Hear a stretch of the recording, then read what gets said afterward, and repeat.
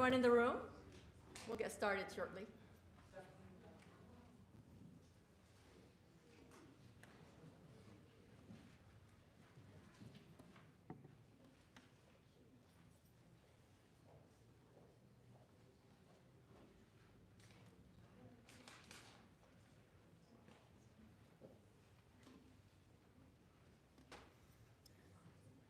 Okay.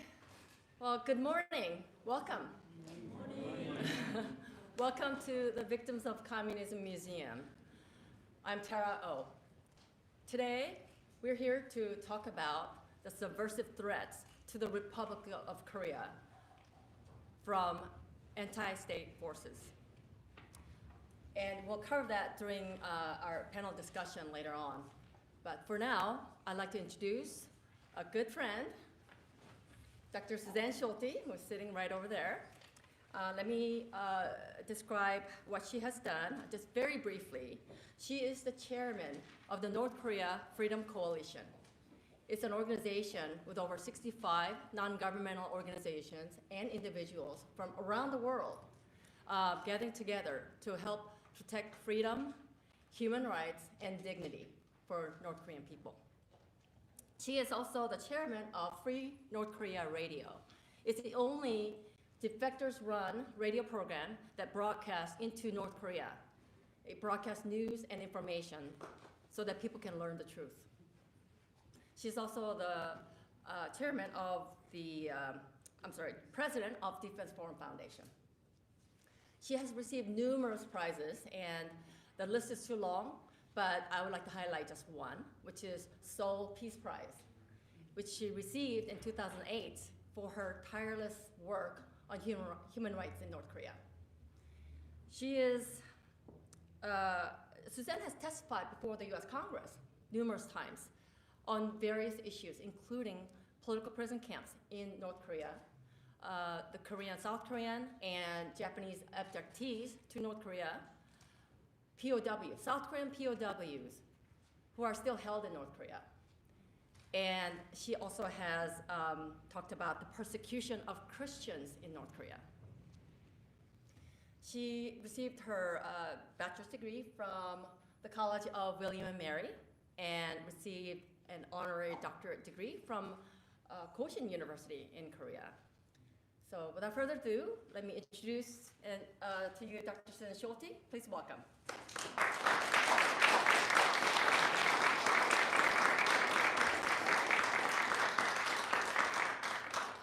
So I know we have a packed program, so I'm going to be really brief so you guys can hear the amazing people that are going to be speaking today.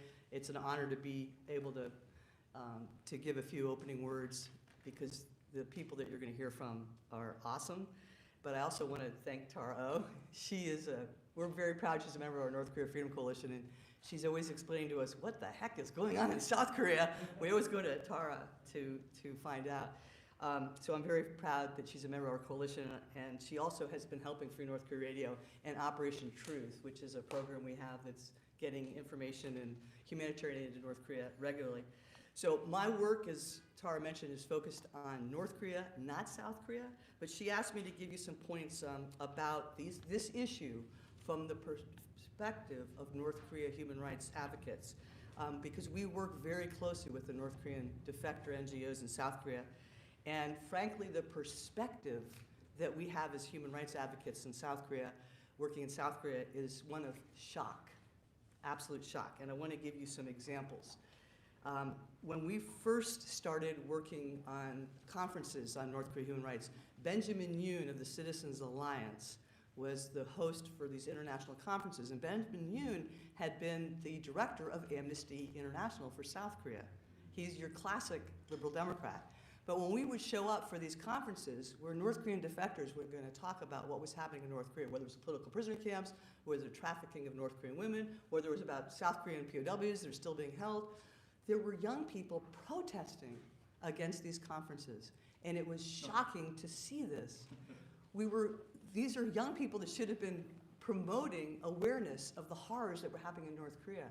So this was something that was shocking to us because in America, liberals and conservatives, Democrats and Republicans are all united in advocating for the North Korea human rights issues.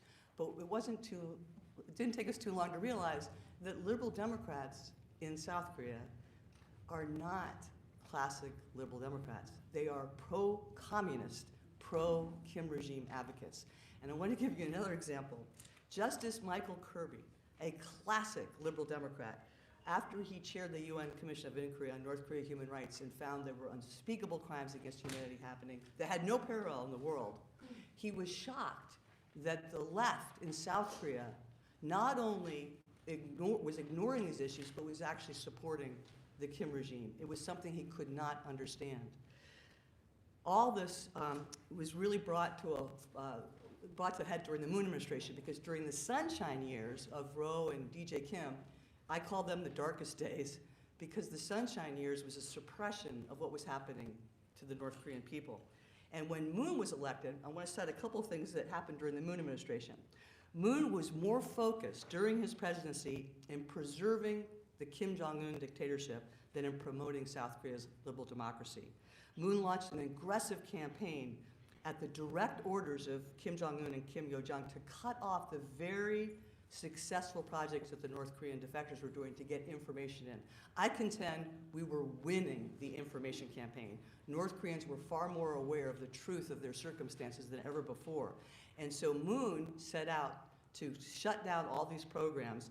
He enacted an anti-leafleting law, which is unconstitutional. It violates South Korea's constitution. It also violates their international treaty obligations. And he enacted this anti-leafleting law because he wanted to block all the information campaigns that were being run. He was getting ready to move on the radios, to try to block the radios as well. He also forcefully repatriated North Korean refugees, and he tried to cover it up. But this is a horrible story about two fishermen who were trying to get asylum and trying to defect, and he forced them back. They were likely tortured and executed. We don't know their fate, but we pretty certain they were executed. He also cut off support for the North Korean settlement programs, basically the safety net that was there, because most North Koreans suffer from post-traumatic stress disorder, having escaped from that evil place.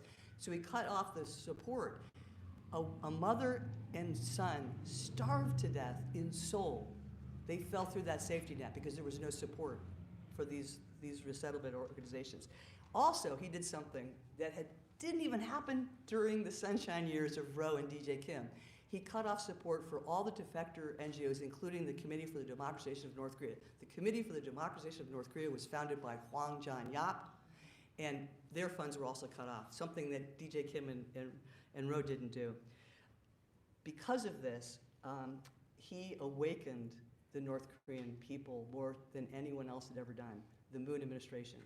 For them, the election between Yoon and Lee was to them life or death. They believed that if Lee got elected, it was going to threaten their lives, so they worked their hearts out, and I contend the 36,000 North Korean escapees living in South Korea were what gave Yoon the margin of victory to win the closest presidential race in South Korea's history. Because of this, there was an awakening of the coming together of all the North Korean defectors that I've never seen before, having worked with them for 30 years, how united they were in fighting for the freedom of South Korea's republic, because nobody knows best, nobody understands more than those who've suffered under communism. And now we're at that same point. It's life or death for the Republic of Korea. And we need to be aware that when we talk about the liberals and the Democrats in South Korea, we are talking about pro-communist, pro-Kim actors who have put South Korea in an extremely dangerous place right now. It is a matter of life or death for the Republic of Korea. So it's my honor to give you those opening thoughts, because you're going to hear some powerful testimony from people that have been following this issue. So thank you very much. Thank you, Tara. Thank you.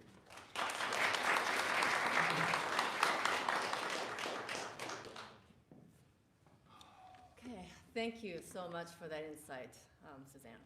I'd like to introduce one more person before we start the panel, and that is Lee Jin-soo. He is the Vice President of Truth Forum.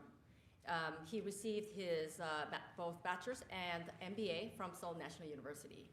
And at the same time as Vice President for Truth Forum, he is actually very involved in something that has been created recently. He is the spokesperson for Save Korea National Emergency Prayer Gathering. Again, people are fighting the tyranny right now, and so he is part of that organization that is doing that. Just quickly, in the past, he has been the chief of staff or a lawmaker at the National Assembly, and he was also founder of the Word News, which is a smaller news outlet because legacy media is not covering much of this stuff, so he helped spread the words by finding this. Without further ado, Jin-Soo.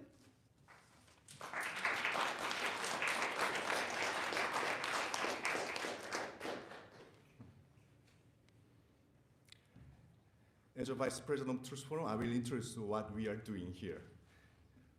Political views may differ, but we believe that everyone shares a fundamental desire for truth. This truth is our guiding light, one that has the power to heal divisions, restore our nation, and move it forward. I am Jin-Soo Lee, Vice President of Truth Forum. Truth Forum is South Korea's first youth-led conservative organization, actively championing conservative values in an overwhelmingly liberal environment. Our organization is led by President David Eun-gu Kim, who founded Truth Forum at Seoul National University in 2017. Truth Forum is guided by the biblical principle, the truth will set you free, John 8:32. We uphold 5 core values. 1, appreciation of the foundation of the Republic of Korea. 2, liberation of North Korea. 3, strong ROK-US alliance. 4, understanding the crisis facing the Republic of Korea. 5, Christian conservatism based on the Judeo-Christian worldview. Since its inception, the forum has grown into South Korea's leading conservative organization, advocating for key principles, including pro-life, pro-family, pro-freedom, pro-market, pro-Korea, pro-North Korea human rights, pro-Israel, and a strong ROK-US alliance. In addition, Truth Forum has launched Students for Israel in South Korea to counter the growing pro-Hamas movement and rising anti-Semitism on university campuses. Regardless of religious affiliation, Truth Forum welcomes all who share our 5 core values. Our goal is to develop into a think tank that shapes policy, fosters meaningful discussions, and cultivates the next generation of leaders across various sectors of society. Through today's seminar, we hope to expose the true nature of communism, which continues to threaten us. Seung-man Lee, the founding father and first president of the Republic of Korea, cherished Galatians 5:1 as his favorite Bible verse. As the verse states, we hope that we will no longer be yoked to slavery, but that we will stand firm and share in the blessings of freedom together. Thank you.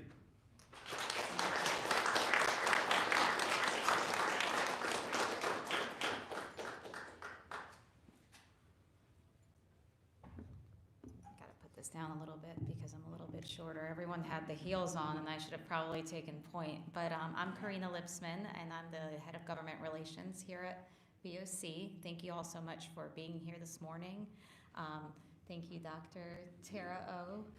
Thank you, Dr. Solti. And thank you, Mr. Jin-Soo, for the opening remarks. And now I would like to turn our attention to our panel discussion, which is titled Subversion Threats to the Republic of Korea, Anti-State Forces, North Korea, and the Chinese Communist Party.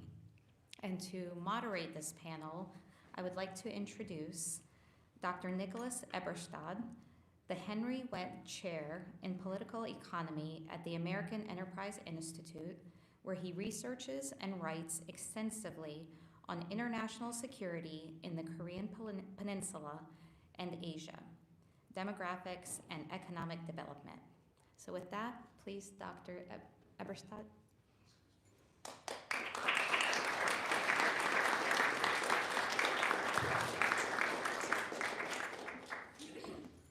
Thank you so much. I'm Nick Eberstadt of American Enterprise Institute. More importantly, I'm a founding director of the U.S. Committee for Human Rights in North Korea, along with my emerita here, Dr. Solti.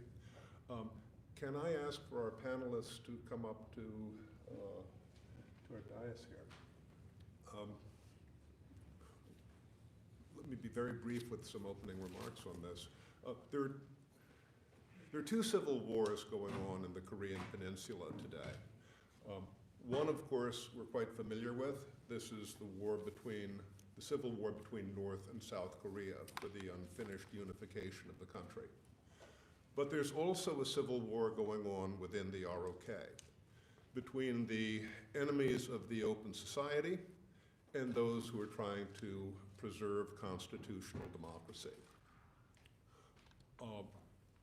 It is remarkable that this struggle in South Korea receives so little attention in the international media today. I don't quite understand why this momentous struggle attracts so little attention from the international media. I can guess that one reason may be that many of the correspondents don't actually know or understand what is going on in this often subterranean conflict. Another possibility may be that some aren't interested in it. The third, of course, is that some of the correspondents are actually undeclared combatants, struggling in this conflict without telling their readership. We have an occasion for a truth broadcast in our panel today that you here in our audience at the Victims of Communism Foundation and our international viewers may be able to learn a little bit more about the truth of what is going on in this struggle in South Korea today. I think maybe what I should do is simply mention the names rather than the eminent backgrounds of our speakers, Dr. Tara Oh, Mr. Gordon Chung, and Mr. David Eun-ho Kim.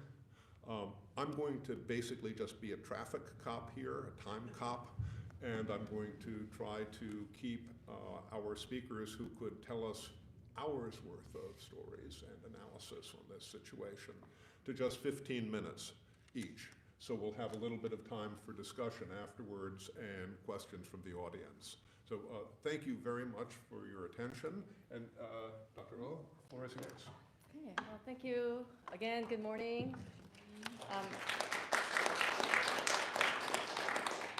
Since I have more than 15 minutes worth of things to say, I'll get right to it. There was martial law on December 3rd last year, and soon President Yoon Suk-yeol was impeached. And can we have the first slide, please?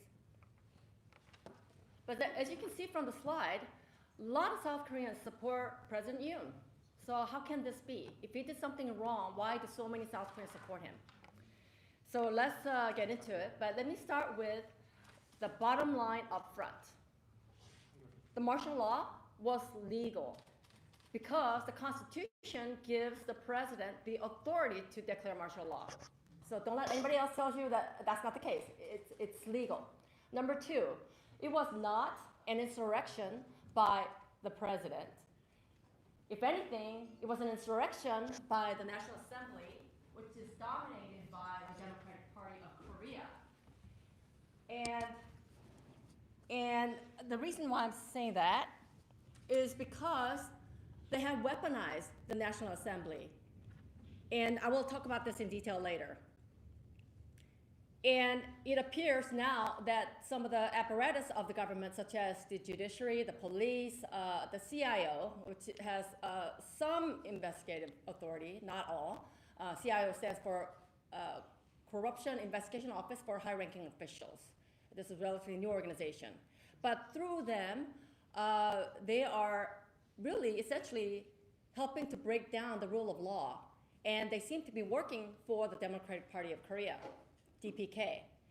Now, DPK is pro-CCP, pro-Chinese Communist Party. It is pro-North Korea.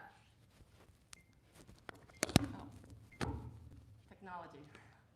Okay, so pro-North Korea, the Communist Party there, which is Korean Workers' Party.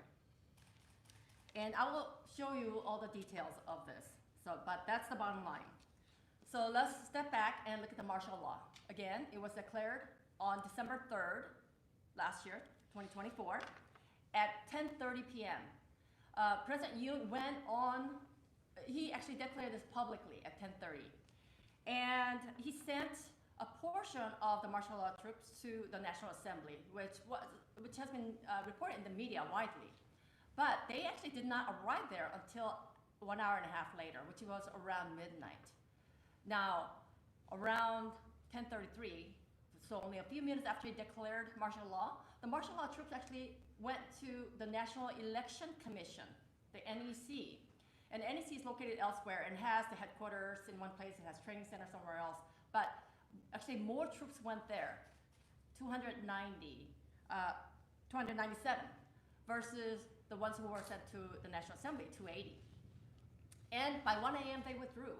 They withdrew because at 1 a.m. the National Assembly, led by Speaker Woo Won-shik, who recently visited Xi Jinping, they passed a resolution 1920. So 190 of the lawmakers were in the building. Nobody was stopped. They were able to get in. And they passed a resolution demanding the lifting of the martial law, and President Yoon then followed suit. He lifted it, 5:40 a.m. So this was about 6 hours. So world's shortest martial law. So he did this, but why? Why did he do this? And that is a more important question. And he actually explained his reason for this in his speech on December 3rd. And let me, next slide, please. Okay, well, actually, I'm going to explain this. I talked about DPK being pro-CCP. This is in Beijing. It's the 100th anniversary of the founding of Chinese Communist Party. So all these Communist Party flags around the world are displayed here. And guess what? There's a flag of the Democratic Party of Korea. It's circled. It's written in Korean. It's a Tobuda Minjudang. It's in Korean. So why is that flag doing here? Okay, next slide, please. Okay, this is Lee Jae-myung that Dr. Solti mentioned earlier. Lee Jae-myung on the left, and Jin Hai-ming, who was the ambassador to Korea back then. So he basically went to see him. But as you can see from the posture, you can tell who's subservient to whom. And Lee Jae-myung, he is not subservient to anybody in South Korea. But this is what he's displaying in front of the Chinese ambassador. Okay, next slide, please. And what's interesting about this is the map of Korea. Why is half of South Korea the same color as North Korea? So again, these are all signs of their, well, pro-CCP and pro-North Korea leaning, which I will, again, talk about in more detail later. Okay, next slide, please. Okay, so going back to why President Yoon declared martial law, and this is what he said. And I'll just read off. I actually highlighted the part myself. But it says, I declare martial law in order to defend the free republic of Korea from the threat of communist forces of North Korea, to eradicate all the unscrupulous anti-state, pro-North Korea forces who are plundering the freedom and happiness of our people, and to protect the constitutional order based on freedom. So he talks about defending freedom over and over and over. Okay? He also said, and this is another quote, the National Assembly, which should be the foundation of Korea's democracy, has become a monster that is destroying the free democratic system. Again, and let me, one more quote. He describes this as the anti-state act of plotting and insurrection. So he was saying that they are plotting the insurrection. It's not the president. And he criticized the legislative dictatorship of anti-state forces. Let me tell you why he said that. Well, the DPK-dominated National Assembly seems to favor impeachment as a tool. prior to martial law, the DPK initiated 22 impeachment proceedings. So it just didn't start after he declared martial law. It already started when President Yoon's presence began, which is May 2022. And in the 6 months prior to the declaration of martial law, DPK tried to impeach 10 government officials. And that includes the defense minister, the Minister of Interior and Safety, the chairman of the KCC, Korea Communications Commission, in fact, many of them actually, and chairman of the Board of Audit and Inspection. Also prosecutors, and they also threatened judges. Let me talk a little bit about the prosecutors that they impeached or introduced impeachment resolutions against. And again, once the impeachment is passed, their duty stops. Whether they're proven guilty or not, their duty stops right away. So these prosecutors, what were they doing? So they were investigating Lee Jae-myung on so many corruption charges and related charges that would eventually lead to him being investigated. So one of them is when Lee Jae-myung was governor of Gyeonggi province, his deputy, his lieutenant governor, Lee Hwa-young, he went to China. He went to China, met with a North Korean official, gave him $8 million. That's a sanctions violation.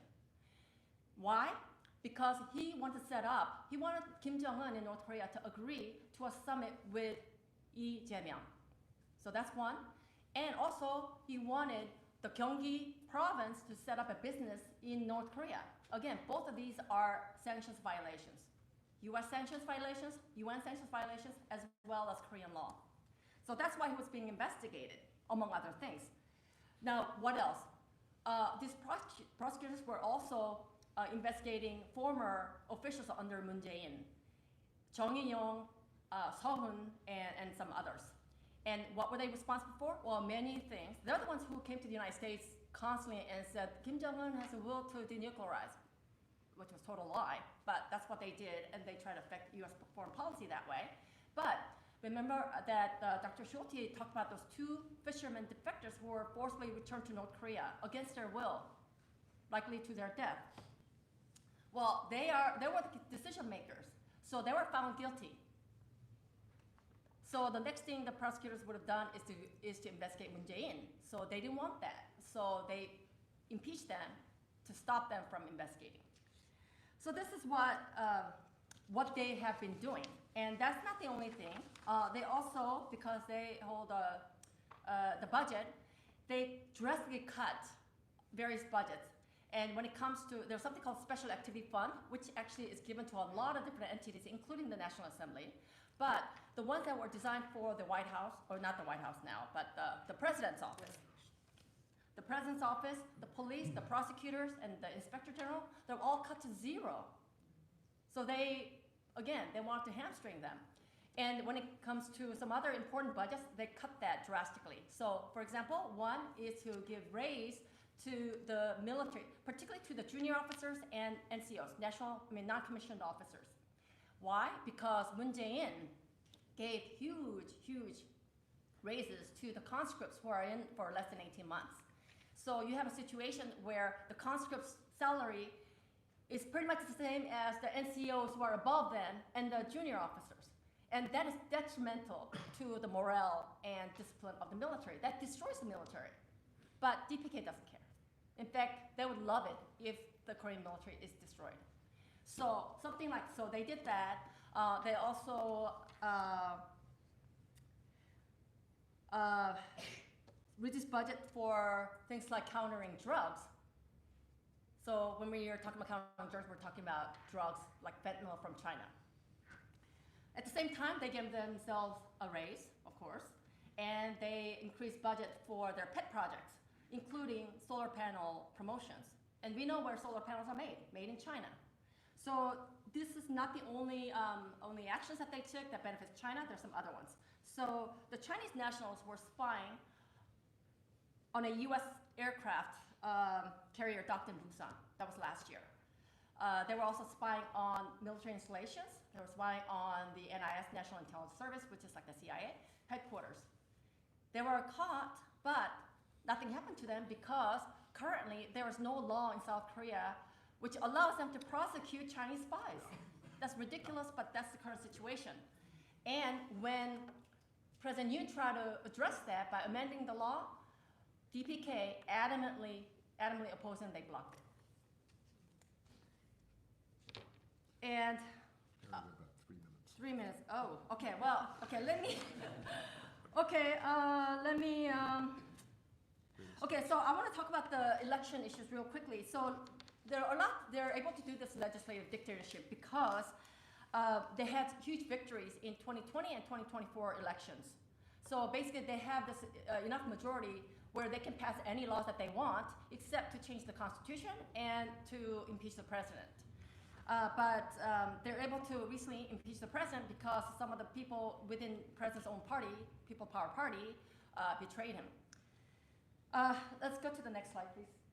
Okay, so again, people say that there's election fraud because they're seeing something like this. These are not natural ballots. The stiff ballots are not natural ballots. Okay, let's go to the next slide, please. Do you see that empty? This is not marked, but it's sorted. Using the machine, it's sorted to candidate 1, which is the DPK candidate. Okay, next slide, please. So so they try to hide this, yet the Stop the Steal, this book has become the bestseller recently because people are waking up. So this martial law, what that is doing is it woke people up. They're looking for this information, and then they're realizing that the election fraud is a big issue. The next slide, please. Okay, since I don't have time to get into all the details about the election issue, this is a North Korean leaflet that was found in the trash balloon recently, and it says right there, the only way for people to survive is to impeach Yoon Suk-yeol. This is like North Korea giving instructions to those forces in South Korea to impeach him. The next slide, please. Okay, so these are all the people that are impeached in the executive branch since the martial law. This is what they did. They are attacking and paralyzing the executive branch. This is what the Democratic Party of Korea is doing, weaponizing the National Assembly. Okay, next slide, please. So let's keep going through, like, again, all this: Save Korea, Stop the Steal, support U.S. ROC Alliance, pro-U.S. Next slide. In different places. Next slide. Next slide. Next slide. Next slide. Next slide. Okay. They want China out because they know China's behind this. Next slide. This is just comparison. The one above, pro-U.S., anti-impeachment, and then down here at the bottom, hardly any support. Okay, next slide. You see, this is a pro-impeachment, but there's Palestinian flag, there's rainbow flag. That's not Korean flag. They colored it. Okay, so this is there's some global force that's part of this movement that is trying to impeach Yoon Suk-yeol and destroy freedom of South Korea. Next slide, please. Again, this happened in December, and it says tear down U.S. military, which is behind the insurrection. Again, this is not an ordinary force. Okay, next slide, please. And they tried to block. The police put this bus wall, but people still got through. Okay, next slide. Okay, this is when they lay down to prevent the illegal CIO from trying to arrest President Yoon, which, again, it was very illegal. This is what the police did. This is very unusual for South Korean police, usually very, very nice. They're very nice and cordial. This is what something like CCP's police would do. You saw this movement in Hong Kong. But this is not the only one, but this is what's happening in South Korea. Next slide, please. Okay, next slide, since I don't have that much time. So Constitutional Court justices, these 8 people, they are going to decide on the fate of South Korea. They're going to determine whether they are going to reject or accept the National Assembly's impeachment. And how much time do I have? 0? Okay, let's say one thing. A lot of these constitutional justices are left-leaning, very heavily left. In fact, let me quickly say, Moon Hyung-bae, the one on top left, he is the acting justice, acting chief justice. He's close to Lee Jae-myung, and he was recently discovered that he was part of an online group that shared porn, 2,000 of them. And he discovered this during the impeachment hearing, so they had to take a break, and it was extended The break was extended because he was too busy deleting his online comments that linked to him. I mean, it was extremely embarrassing. Okay, so in conclusion, we have the situation where one party is dominating Korea, South Korea. There's a lawfare. There's no free and fair election in South Korea. But next slide, please. This is what people are afraid of. This is what people are fighting. This communist forces of China and CCP and Democratic Party of Korea and Korean Workers' Party. This is what they're fighting. The next slide. This is the last slide. So people are out there fighting for their freedom. They are pro-US, pro-alliance with the United States, and they're doing what they can. And we should help our ally, the Republic of Korea, help them preserve our shared values. Thank you.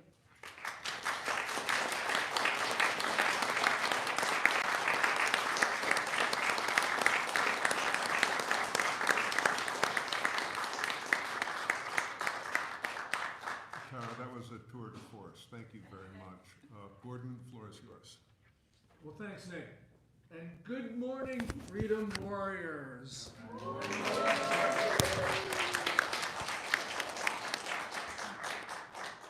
Lydia and I are just so proud to be here with you, standing shoulder to shoulder in a great cause. The Communist Party of China owns the Democratic Party of Korea, Minju. Now, senior Minju leaders, former President Moon Jae-in, current criminal and leader of Minju, Lee Jae-myung, they act as if they're living in the 7th century when large portions of Korea were ruled by the Tang dynasty of China. And that means Moon and Yi and many others in Minju, they believe that they're vassals of the Chinese state, the grand celestial court. As we saw from Matara's pictures, those images clearly demonstrate the mentality of Minju leaders. This is important because we're living in the 21st century, and in the 21st century, Minju is allowing China to infiltrate the Republic of Korea. And we'll start in 2019. In 2019, we first started to hear reports of concerns about election integrity, about the integrity of the system run by the National Election Commission. Now, the NEC dismissed these concerns, said there was no possibility of fraud, said their system couldn't be hacked. Well, the North Koreans hacked that system many times. The National Intelligence Service of South Korea, the spies, they were given the test to see if they could hack the system, and they did so. But nonetheless, NEC would not budge. And that had consequences, because on April 15th, 2020, the National Assembly elections, the balloting resulted in an unexpected and overwhelming victory for Minju leaders, as early ballots tipped district after district to the leftists. There were so many uniformly narrow victories that it was statistically improbable. And indeed, one expert looked at this and said, either God did it or the election was rigged. Well, let me give you a spoiler alert. God didn't do it. What we saw were counterfeit ballots, there were chain of custody issues, and there were throughput voting speeds that were not humanly possible. The NEC destroyed evidence, and they refused to hear challenges. And indeed, they even filed charges against people who said, raised the possibility of fraud. They even filed charges against people who were urging people not to vote early. What does all of this have to do with China? Well, we saw two things that were extremely suspicious. First of all, the National Election Committee uses servers from Huawei Technologies of China. And throughout the last decade or so, we've seen more and more evidence that China has been able to control those servers remotely from Beijing. But also, there were reports that Minju actually cooperated with Tencent, the Chinese internet giant, to develop algorithms to switch votes from early votes to the final election. And that is how we saw all of these election irregularities. The election irregularities continued to 2 years later, 2022. Fortunately, Yoon Suk-yeol, the president, People Power Party, he was elected, but he was elected by a much smaller margin than polling indicated. And the reason is that early ballots delivered late eroded his margin. Unfortunately, there was no serious investigation of this. And again, 2 years after that, 2024, the second National Assembly election, there was again an overwhelming victory for Minju leaders that polling said did not exist. Now, you can have one election where the polling and ballot results are off, but what we have seen in South Korea this decade is election after election where the polling and the ballot results are so far apart. And that says that God didn't intervene, that this indeed was fraud. We are also seeing, of course, the National Election Commission this year admitted that they've been hiring Chinese nationals to count ballots in South Korea's elections. How could this be? Well, it's not just, of course, the Chinese infiltration of the South Korean election system. It is also an infiltration of society as a whole. Our friend David Maxwell of the Center for Asia-Pacific Strategy says China's actions in South Korea have been covert. And so therefore, sometimes it is hard to find evidence of it. But he says there are clear signs that the Chinese have been infiltrating South Korean society. And that's because of Minju's permission to do that. So for instance, China's conducting a campaign against the United States, all other countries, and South Korea. It's part of their unrestricted warfare campaign.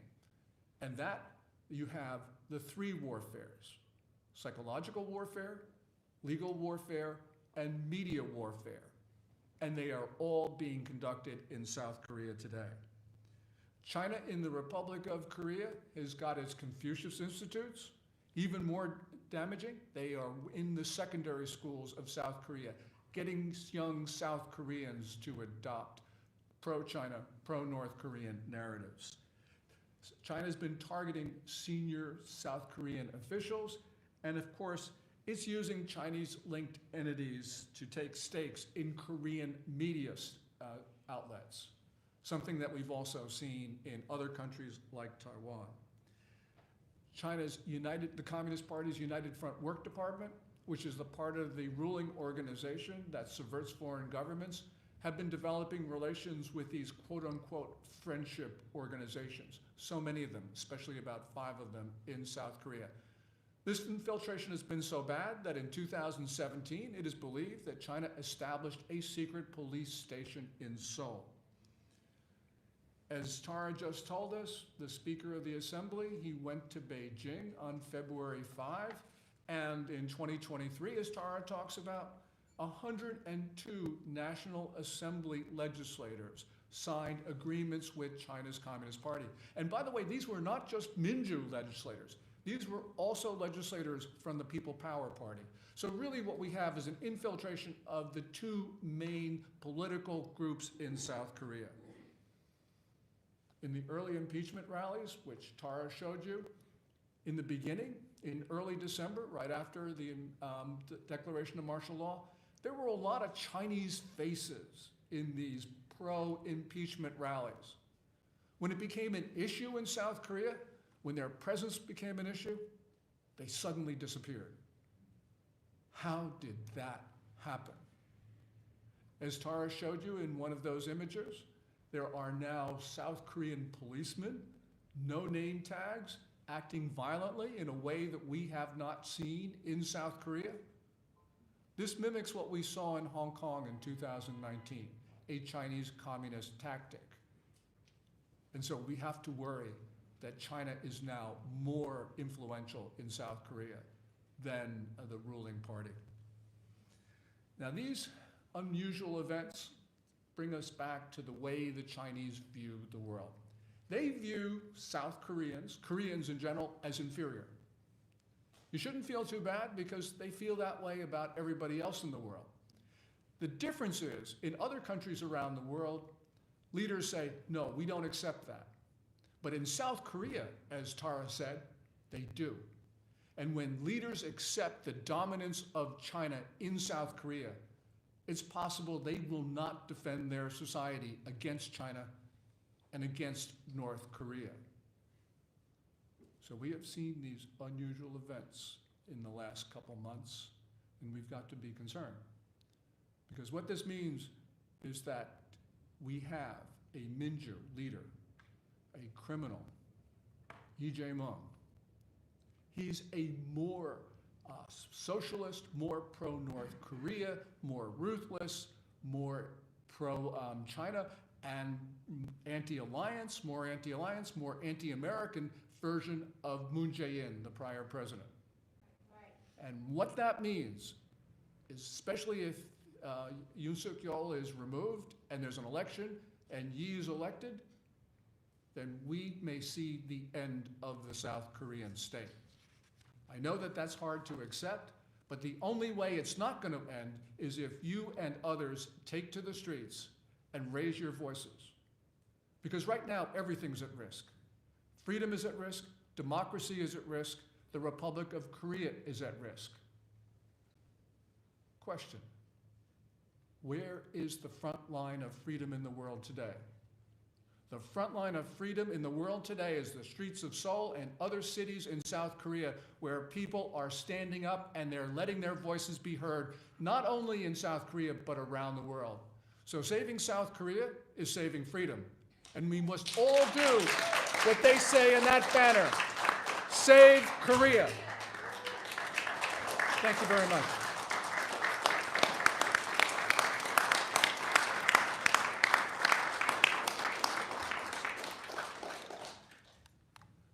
Gordon, thank you for that disturbing but also rousing assessment of the situation in the ROK today.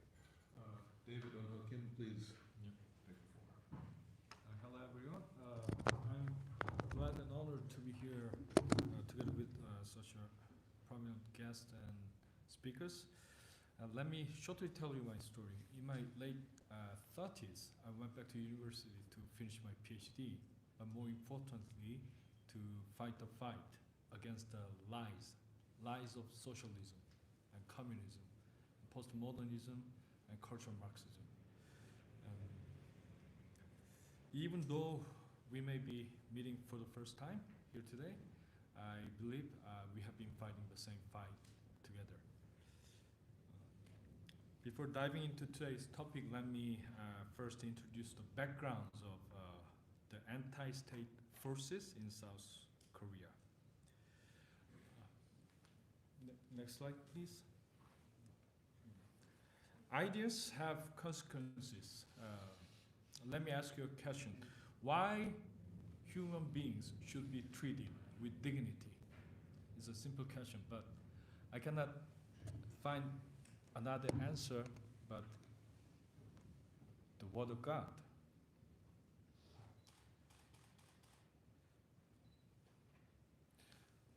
The very concept of individual dignity actually comes from the Judeo-Christian worldview. In contrast, under Marxist historical materialism, sacrificing on individual for the sake of historical progress becomes not only acceptable but inevitable. Next slide, please. The United States of America and the Republic of Korea share many similarities because South Korea was founded following the example of the United States, not just its political system, but more importantly, in its Judeo-Christian worldview. Since South Korea was modeled after the US, the problems you have here in the US often happen in the same way in South Korea.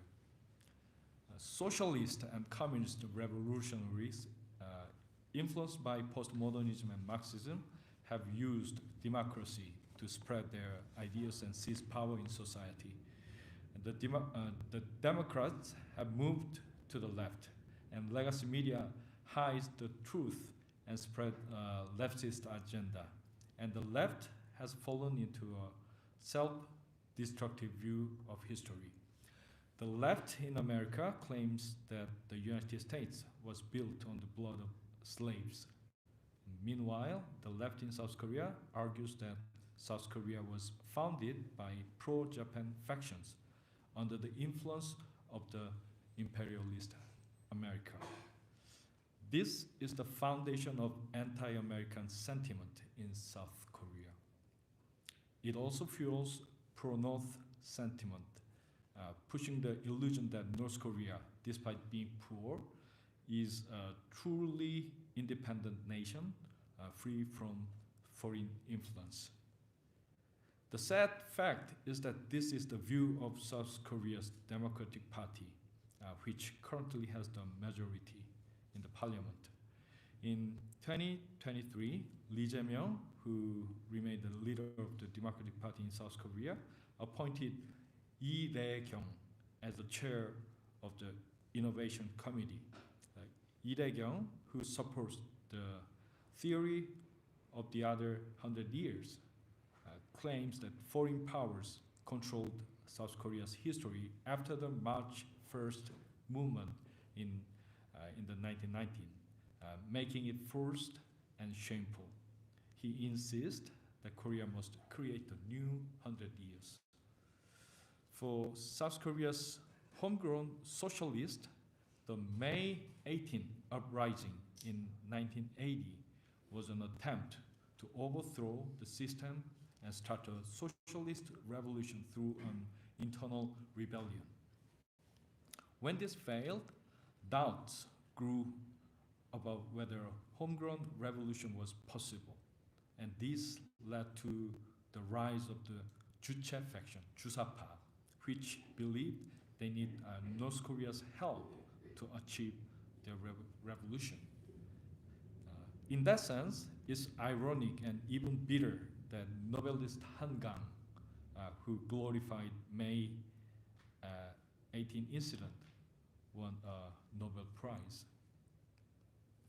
Next slide, please.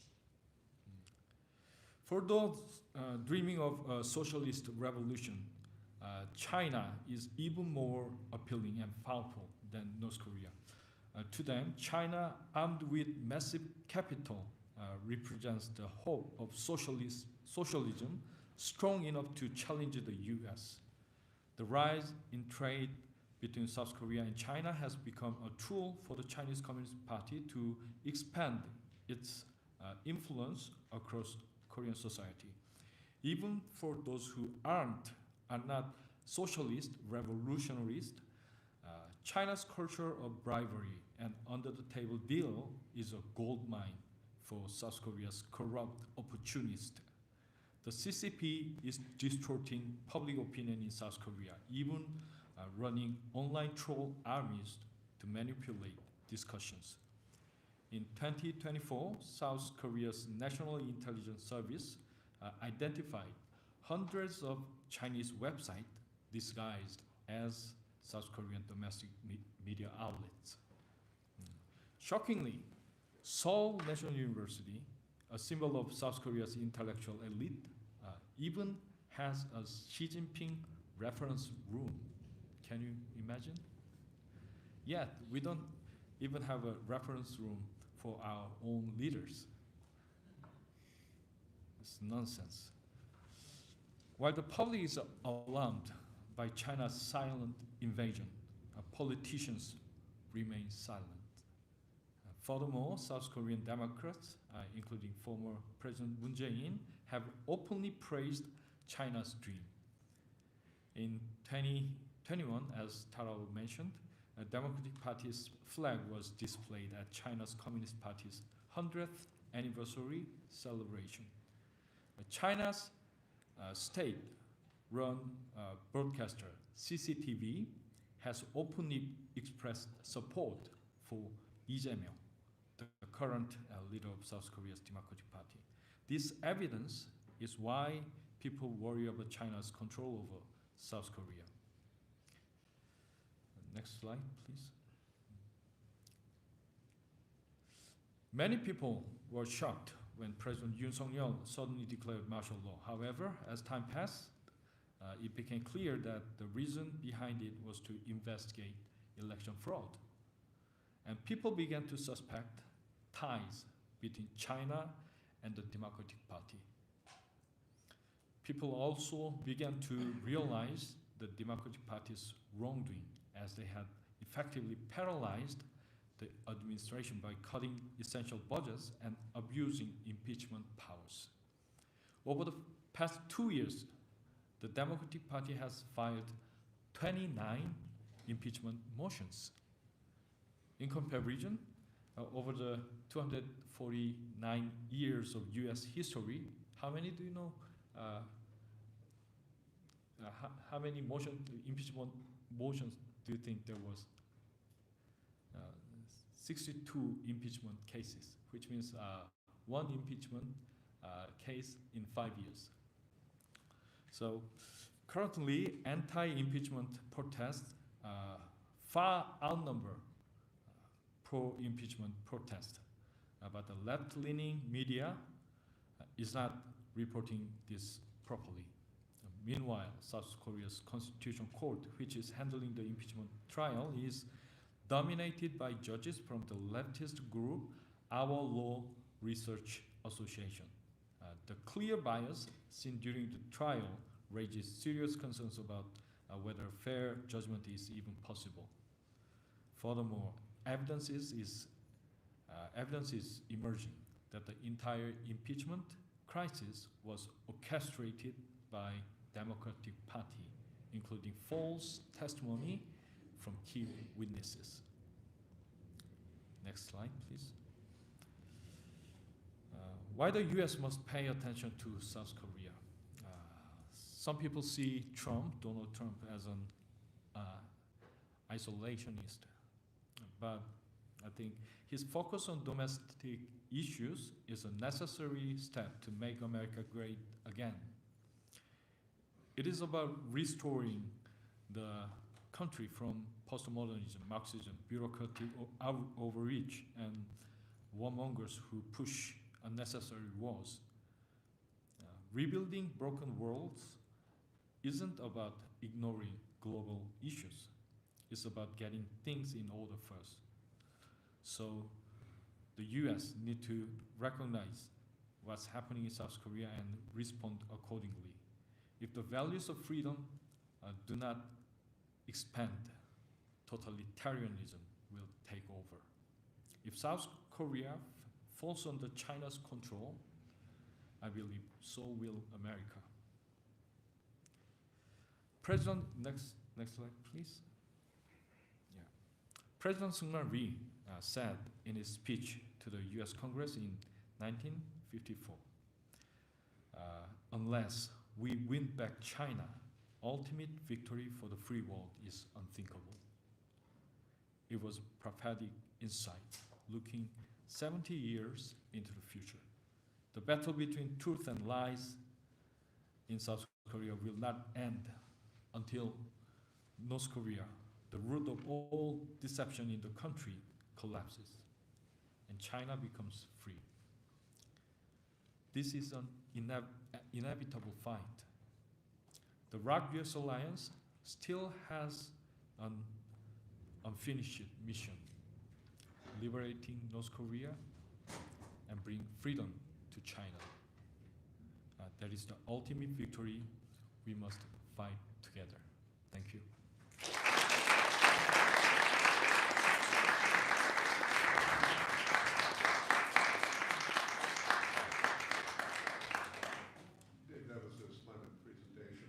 Ladies and gentlemen, I think in the last few minutes you've learned more about the current realities of struggle for freedom in South Korea than you could get from a month's worth of reading the English language media.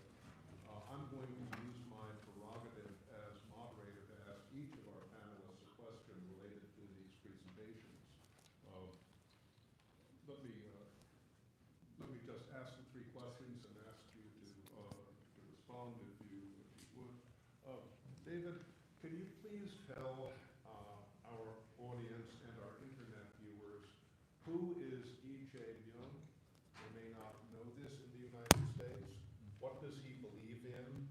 If he becomes president, as may happen after an impeachment, if it is successful, what will his policies be for South Korea, and what will his international policies be? Yeah. One question for you. For Tara, let me ask you this. Was martial law a mistake? This is a devil's advocate question.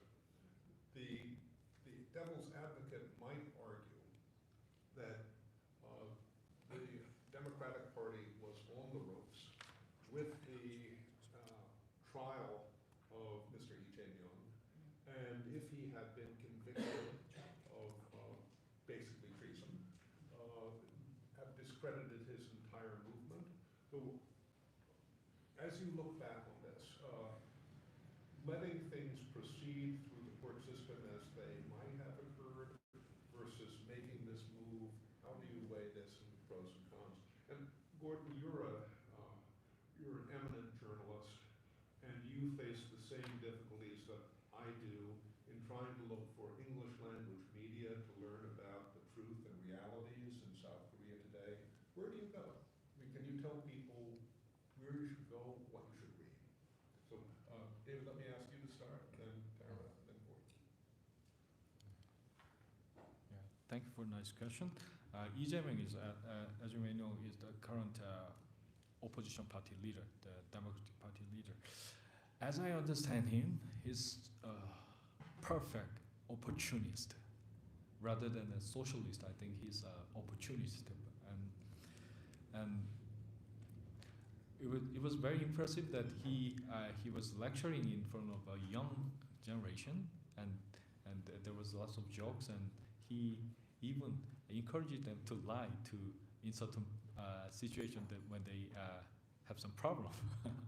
So I think it shows his character, and he was in a sense a successful politician. He was a city mayor of Seongnam, and Seongnam-si and the city of Seongnam is nowadays is the center of the problem, center of the attention, because there was lots of corruption cases, including Daejangdong development cases, and which is actually endangering Lee Jae-myung's political situation. And what is more important is that he allied with certain kind of gangsters in the city, and the anti-state forces related with North Korea, 경기 동부연합, which is anti-state forces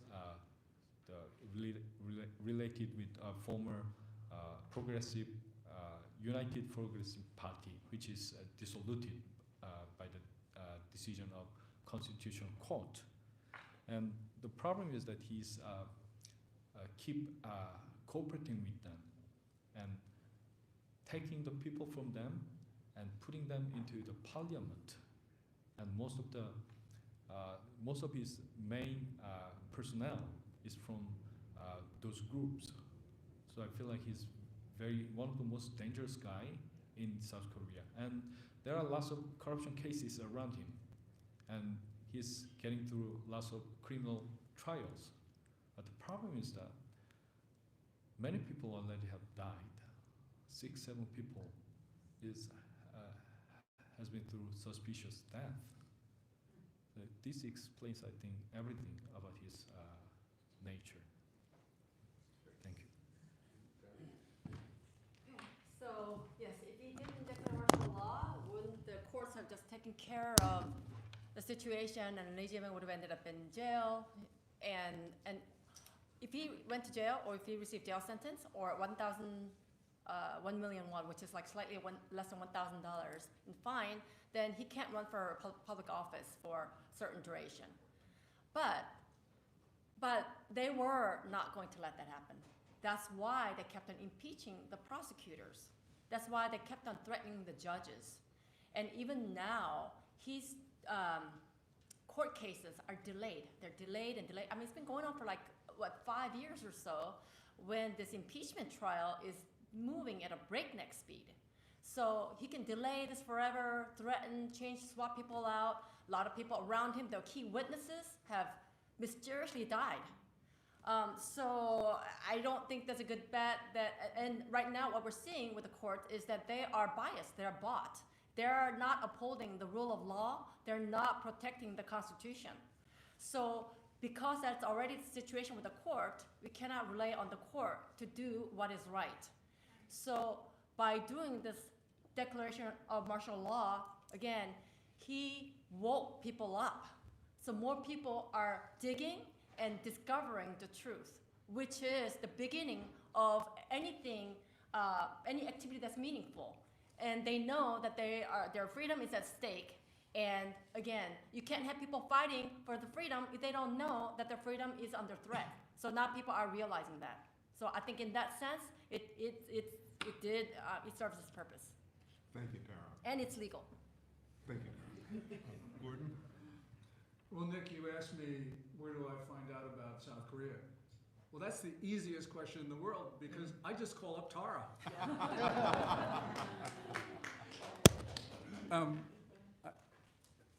And I call up others as well. You know, David Maxwell, which I talked about, Lawrence Peck, on North Korea, which has relevance, of course, to South Korea. Susan, you know, Dr. Schulte, David, Bruce Bechtel, and so many others.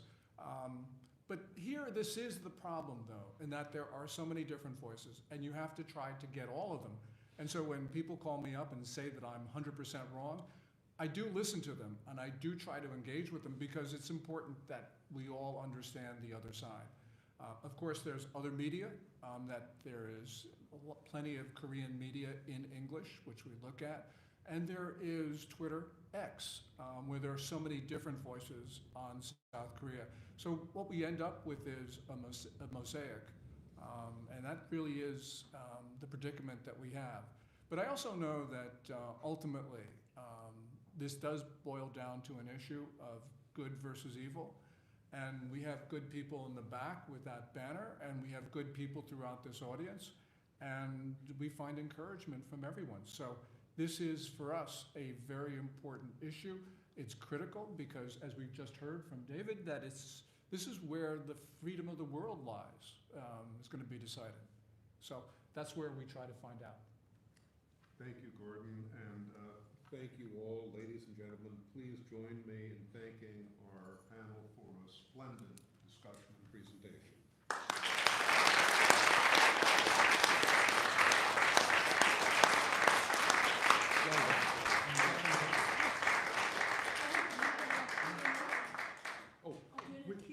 Yeah, sure. We've got time for a few questions. May I gather 2 or 3 questions, and then we'll leave it.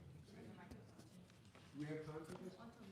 Oh, we got a time. I thought it was going to be. I think we have like 5 minutes for questions and then students. All right. Okay, 5 minutes. 5 minutes. Yes. Let me get 3 questions. The lady in the front, the gentleman on the side, and the lady in the back. Would you please identify yourselves and ask a succinct question?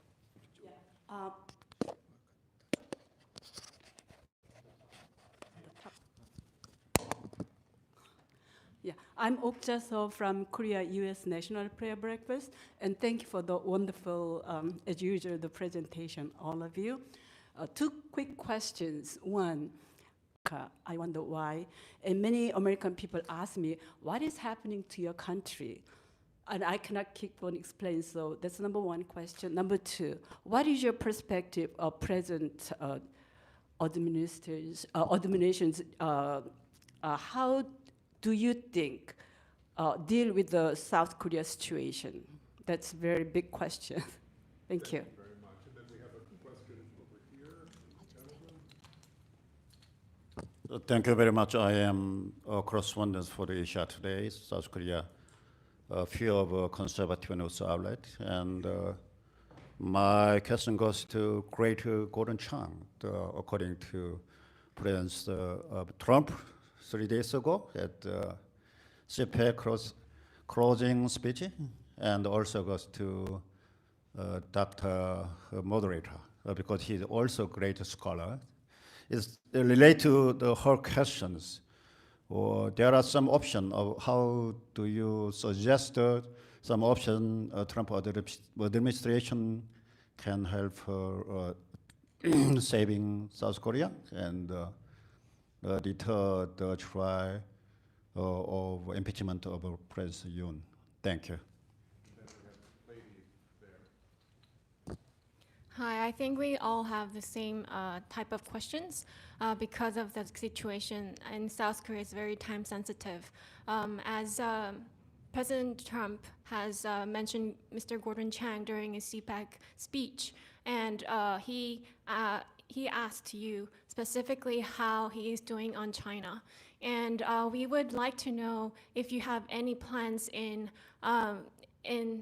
few days or few weeks before the final decision of impeachment trial comes out. Do you have any plan to meet with President administration or with President Trump to discuss about the situation in Korea and really talk about the situation is very severe and we really need U.S. help? In the interest of time, and I'm concerned that we may be approaching all of the students' time, may I ask each of you just to address a single question out of the many that were asked. So let's just go through the panel. David, Gordon, Tara, please. Let me just short mention about the problem of media. Media is left-leaning, just like the United States. And you know what? The leftists, they cooperate by default. Socialist international or communist international, it has been their tradition. And most of the foreign correspondents and Korean reporters in South Korea who studied in the U.S. tend to be leaning left. So in a sense, they are cooperating by default. So so that's the reason why American people cannot hear from the grassroots of South Korea. That is my understanding.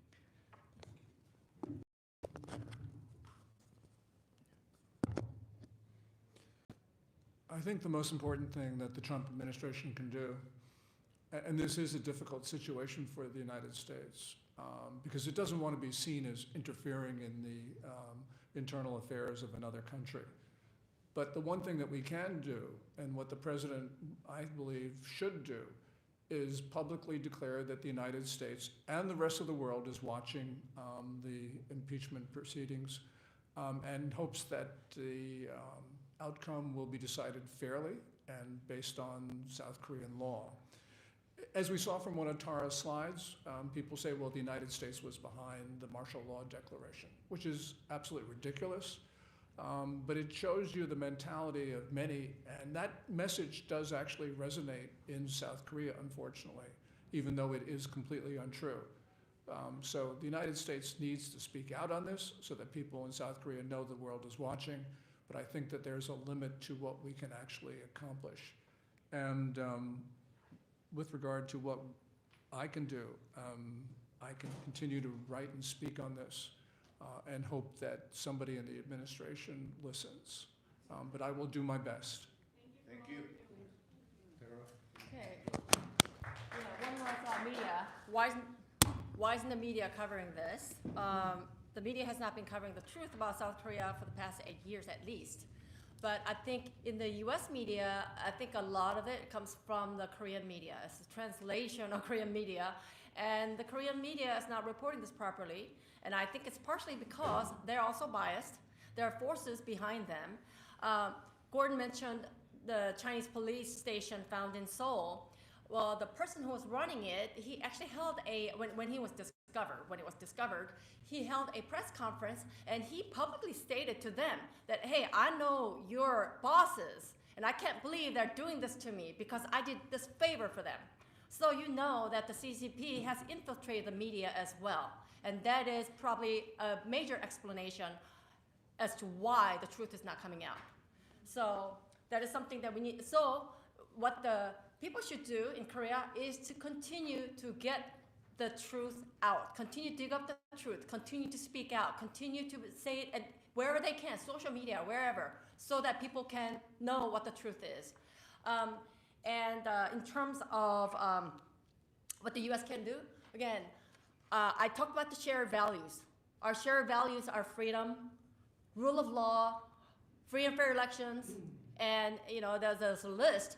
But we have to show the world that that's what we are here to defend. So again, Koreans should continue to do that, and the U.S. should also speak out, and actually that's what we're doing here as well. So we need to focus on the shared values.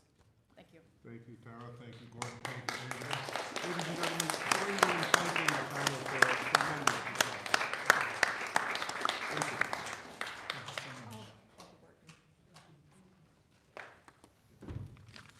Thank you so much to the panel and to you, Dr. Eberstadt, for hosting, or for moderating, rather. So I would like to bring up the students to speak, and you guys will speak one at a time for about 2 to 3 minutes at most, just because we are on a pretty tight schedule, but we definitely want to hear from you. So if the students can come up. Do we have students? I thought we did. Don't be afraid, students.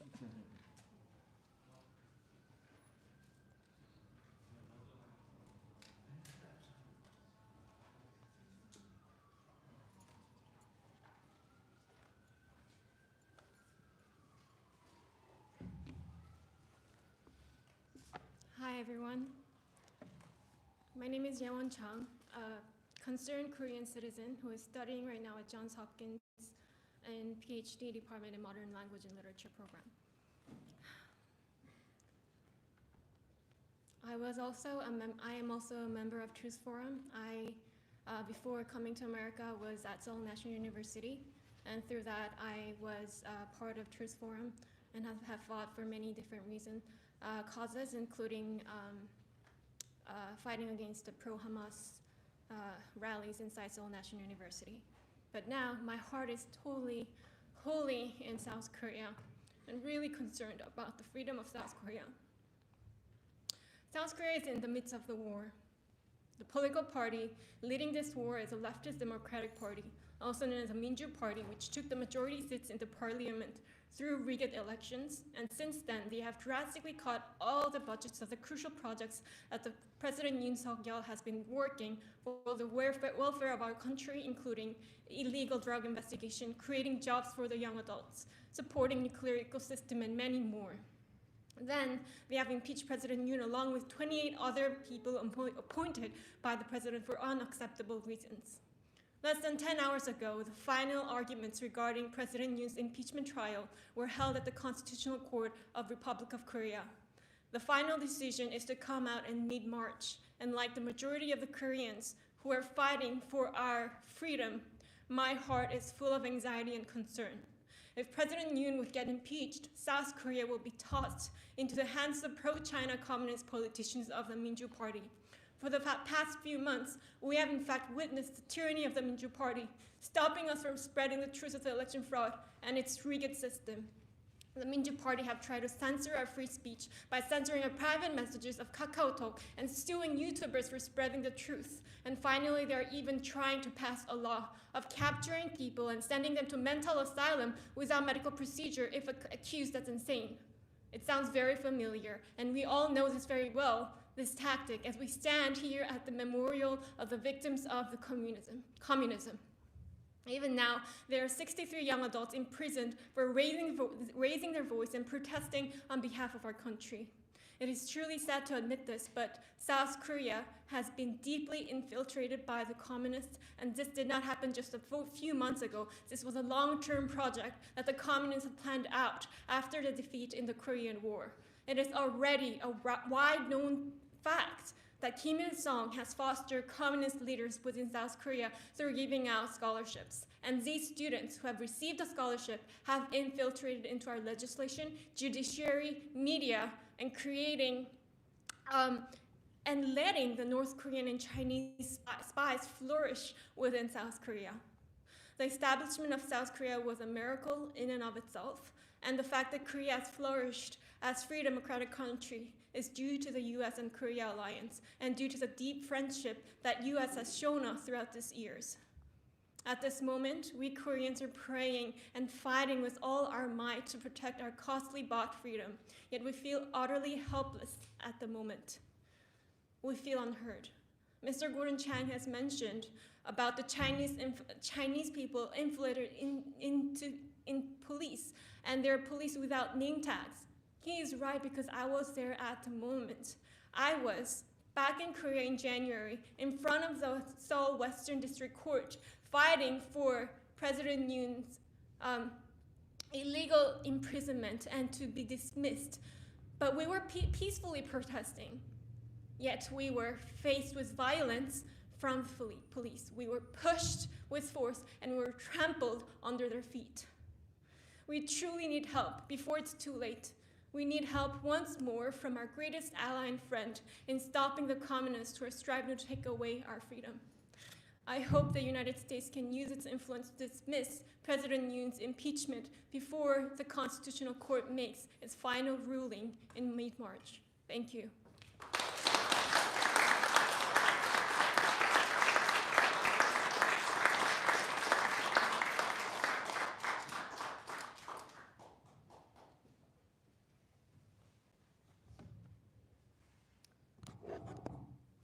Good afternoon, everyone. My name is Ji-Hye Yoon. It's a great honor to welcome you all to today's seminar. I want to sincerely thank each and one of you for your pursuit of truth and for your dedication to meaningful discussion today. The South Korea can be likened to a smaller version of the United States. President Syngman Rhee laid the foundation of our nation based on American values of freedom, democracy, market economy, and biblical worldview. However, today, we are confronted with a situation where socialist revolutionaries, influenced by postmodernism and Marxism, are exploiting democracy to infiltrate all filters of society. This situation mirrors that of the United States. Currently, South Korea faces a greater risk than Taiwan. China's covert infiltration and growing influence are becoming increasingly powerful. The biggest concern we must look at is their interference in elections. China has already conducted large-scale operations through fake media and by placing Chinese spies and ballot counters in Korea. The consequences have been very severe. Our remaining task is to dismantle the corrupt cartels influenced by China and North Korea. These cartels, entrenched in politics, education, media, economy, and religion, pose a dire threat to our future. Currently, Korea finds itself in a similar situation to the time when the Democratic Party attempted to impeach President Trump. Left-wing lawmakers are trying to block judicial proceedings against Lee Jae-myung, the leader of the opposition party, and are enacting severe legislative tyranny. The Democratic Party and others hold 192 out of 300 parliamentary seats, and with just 8 more, they can amend the Constitution. Although there are storms within our country, us, the future of South Korea, have not given up. Our generation is waking up, and we are here to be the salt and light of this earth. Thank you. We deeply love this country, the country of freedom, the United States of America. The United States was the first nation to send troops to South Korea during the Korean War, with major battles including the Battle of Nakdong River, Incheon Landing Operation, and Pyongyang Operation. Almost 2 million Americans participated and 40,000 Americans killed during the war. Korea and US alliance is not like any other alliance. It's built on the blood of our beloved soldiers. Koreans recognize and deeply appreciate their sacrifice. Their bravery and sacrifice are what laid the foundation for the freedom and prosperity that Korea enjoys today. We will forever honor their memory and stand unwaveringly with the United States in our shared commitment to peace, democracy, and lasting friendship. Until the day we liberate North Korea, and for forever, we will fight for you, and right alongside with you. Let's fight together. Thank you.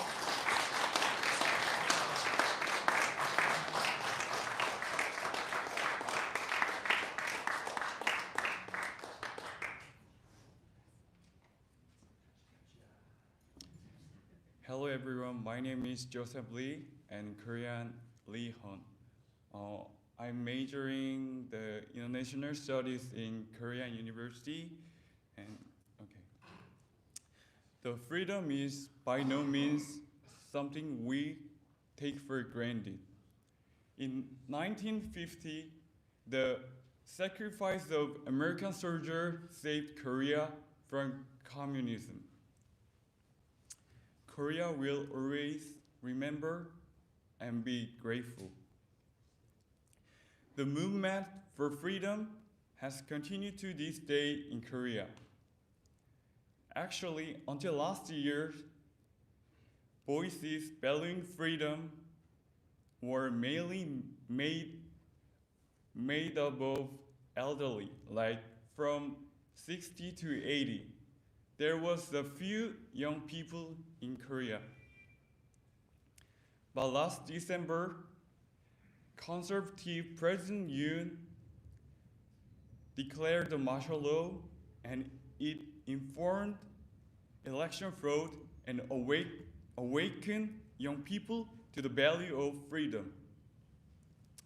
Many universities in Korea are raising their voices through declaration on the current situation of Korea to defend Korea's freedom from communism and election fraud. There has never been anything like this in the history of Republic of Korea. God is awakening the youth of the Republic of Korea now in the crisis.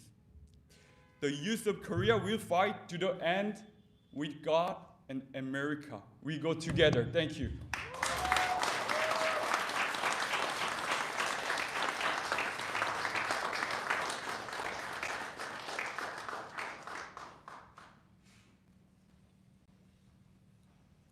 Hello, distinguished guests. My name is Min-Seop Kim, and I am currently pursuing a degree in education in Seoul National University.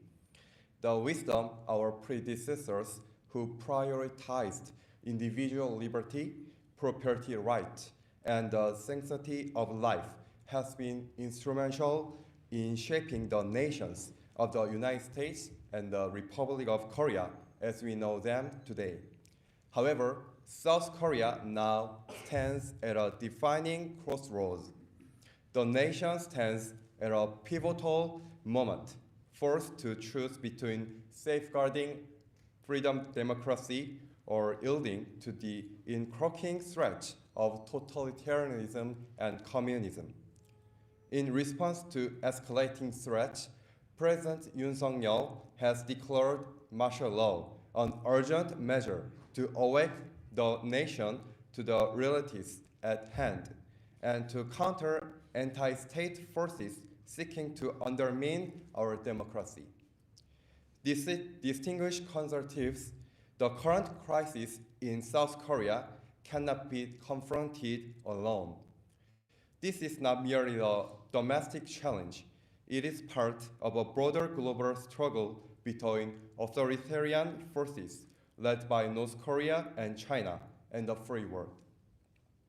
The fall of South Korea would not mark the end of this struggle. Rather, it would set in motion further aggression, first toward Taiwan, then Japan, and ultimately a direct threat to the United States itself. Yet, I remain confident that if we stand united against the forces of oppression, we will prevail. Justice is on our side. Those who stand for freedom will ultimately trump. Thank you.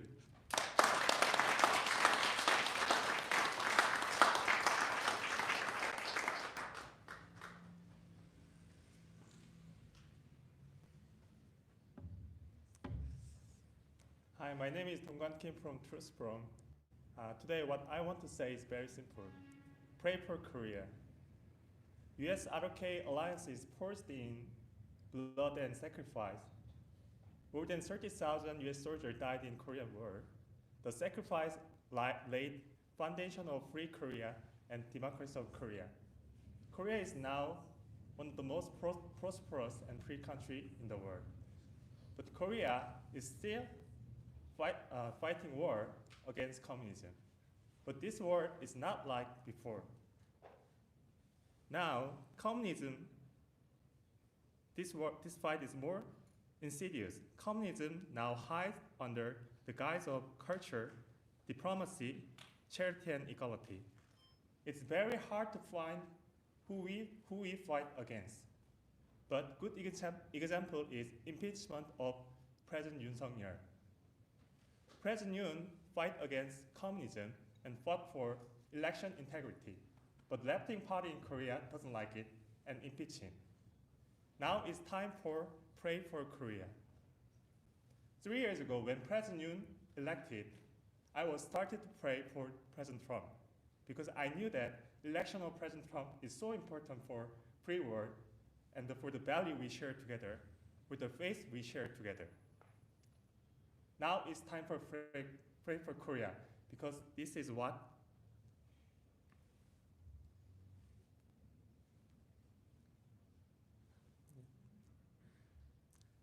I want to ask American people pray for Korea because this is not just about one country. It's about fighting against communism. It's about moving freedom forward. It's about moving gospel forward. This is what our forefathers fought for and breathed for. Pray for Korea.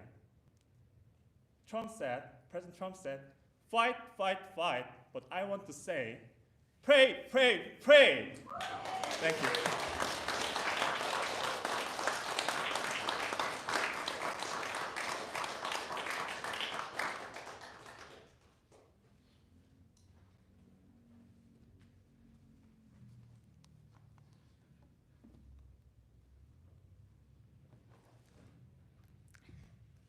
Good afternoon, everyone. My name is Ji-hae Yu, and I want to speak about the present situation in Korea. Nowadays, South Korea is facing a very serious crisis. Our President Yoon Suk-yeol, who has fought to protect liberal democracy of Korea, is now on the verge of impeachment. Since he declared martial law last December, the Democratic Party has called him a dictator and initiated impeachment procedures. The majority of the people did not realize the reason why he declared martial law. But now, his martial law has become an enlightenment and has awakened many people. It has been evident how the Democratic Party has tried to undermine our liberal democracy.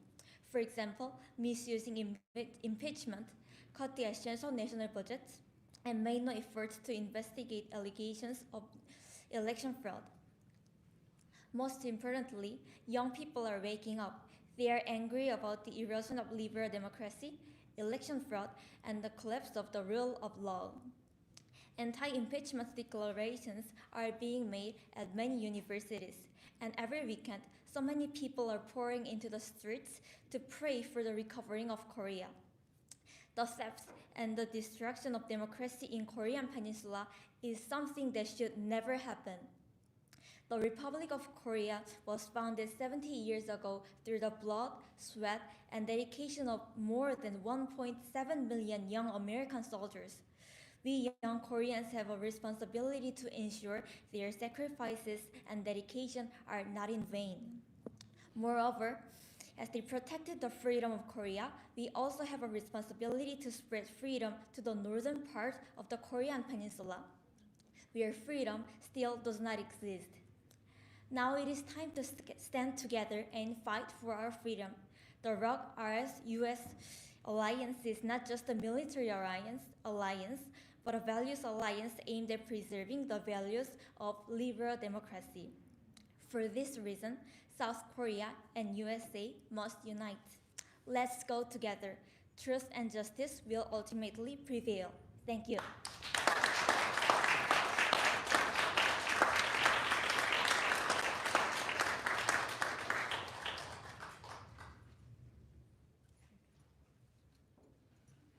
That's all the students we have. Thank you all. Oh, we have one more.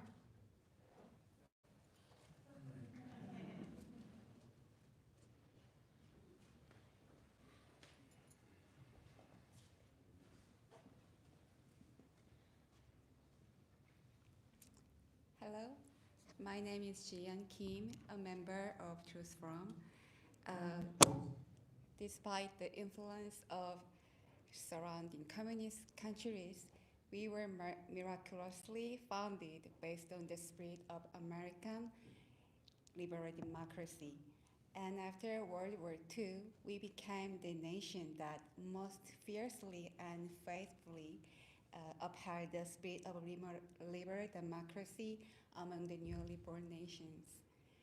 The driving forces that allowed us to maintain liberal democracy for over 70 years are the strong Korea-US alliance and the unwavering patriotism of our people and God's grace.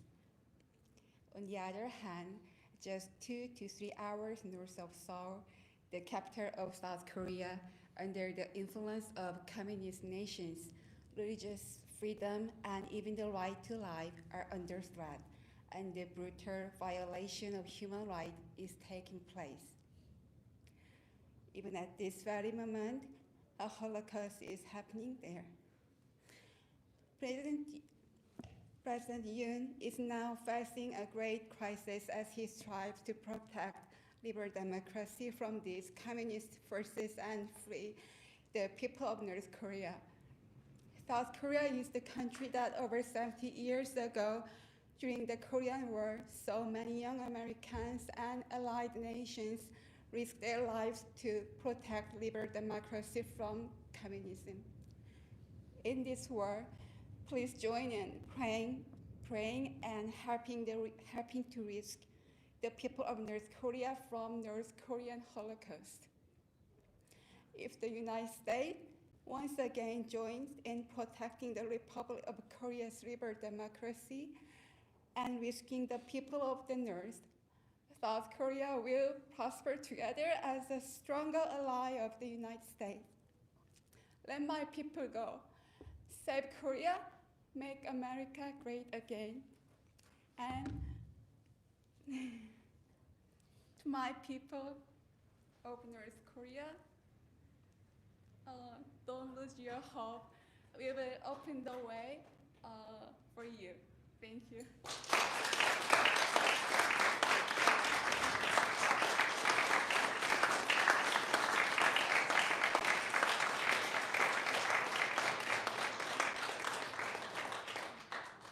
Thank you so much, students.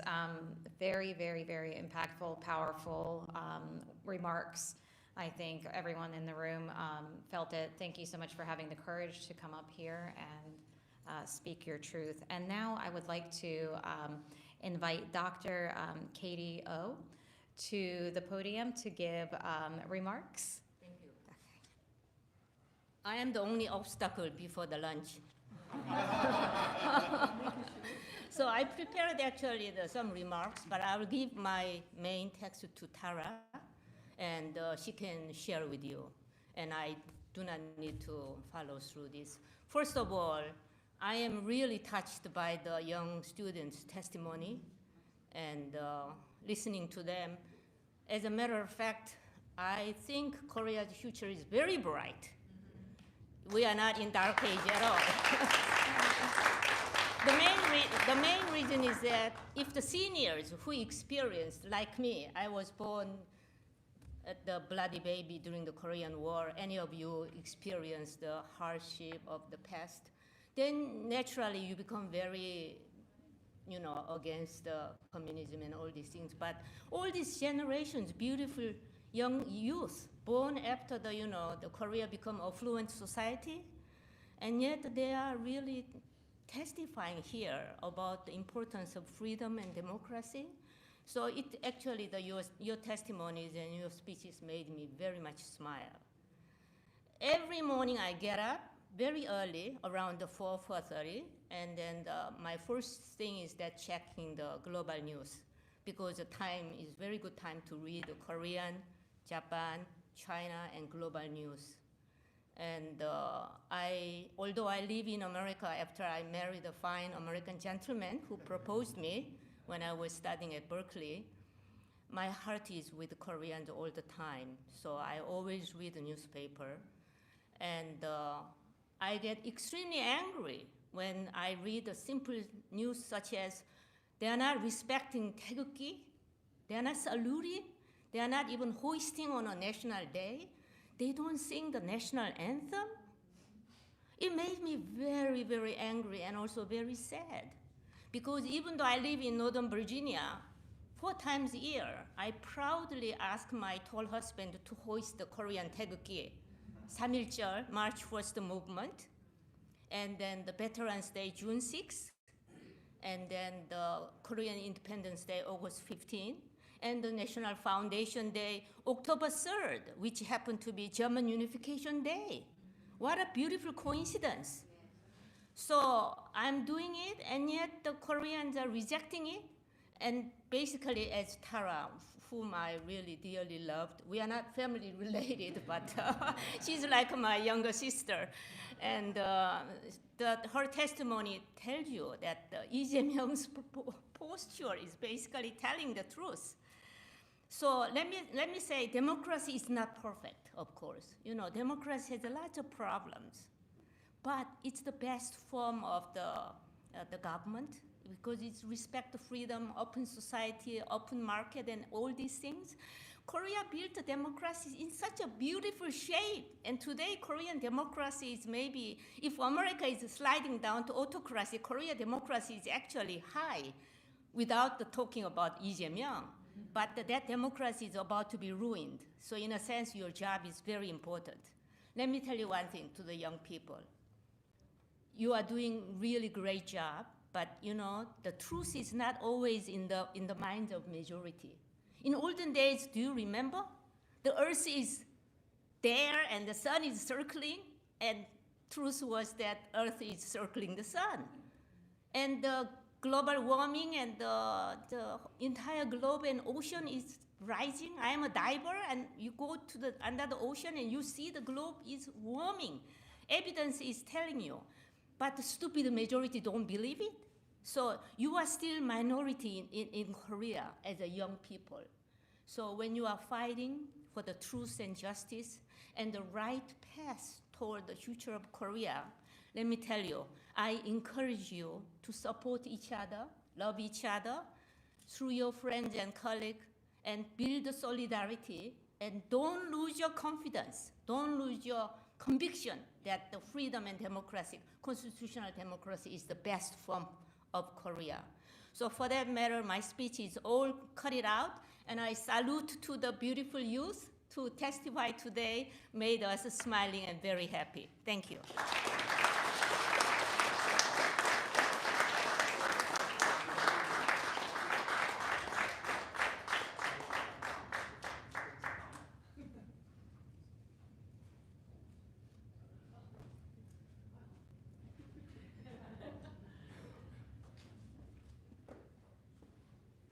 Okay, big sigh.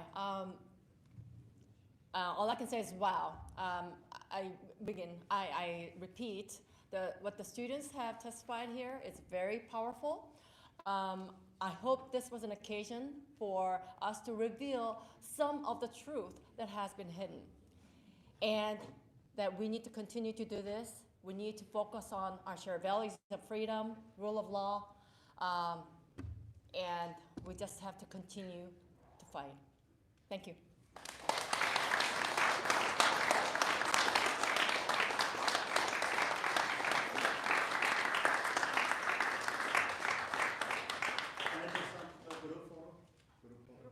Yes, first of all, panel, and then the activists from Korea. Are you sure? Let me do a closing remark as an organizer. I missed the last PPT. Would you please? Yeah. Brittany, would you please open the last PPT? I need to show you guys the last picture. How many of we have? How many do we have here? SNU alumni. SNU alumni. Yeah. Thank you. Not this one. My.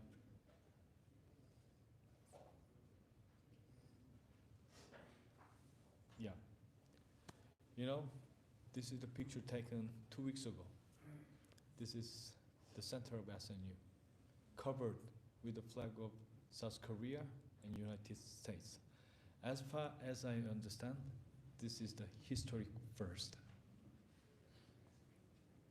In the very center of the radical socialism and radical ideas are coming from Seoul National University, 예관학 캠퍼스입니다. This is the first time that we fly the national flag of South Korea and United States together. So, at the campus. So, change has started. New era is already started. So we need to make it together. And at this moment, we also claim to shut down Xi Jinping Library, which is in the right center of the Central Library of SNU.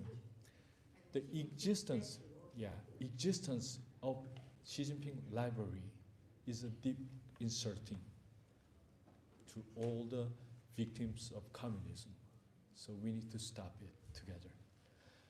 Truth will set us free, and truth shall prevail, and truth unite us. Thank you very much.